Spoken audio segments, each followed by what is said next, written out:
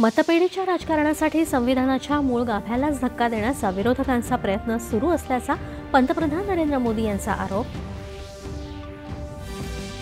370 कलम रद्द झाल्यामुळे काश्मीर आणि देशात एकतेची भावना अधिक दृढ झाली असून काश्मीरमधील पर्यटन आणि निवडणुकीत त्याचं प्रतिबिंब दिसून आलं.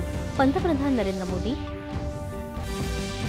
लोकसभा निवडणुकीसाठी 7व्या आणि अंतिम टप्प्यासाठी निवडणुकीच्या प्रचारात आज पंतप्रधान नरेंद्र मोदी यांनी झारखंडच्या दुमका इथं आयोजित प्रचार सभेत विरोधी पक्षांवर केली टीका.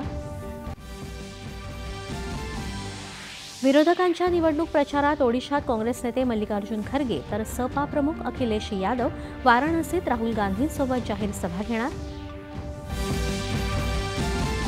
2024 साठी भारताचा सकल देशांतर्गत उत्पादन अर्थात जीडीपीचा दर 6.7% पर्यंत वाढण्याची अपेक्षा. जागतिक गुंतवणूकदार बँक गोल्डमन सॅक्सचा अंदाज.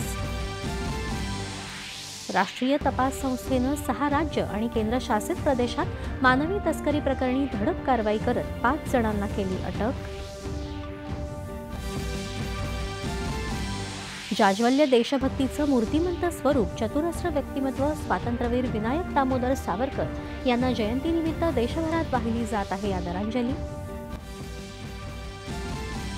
आणि हवामान विभागानं जाहीर केला यंदाच्या मान्सूनबाबतचा सुधारित दीर्घकालीन अंदाज.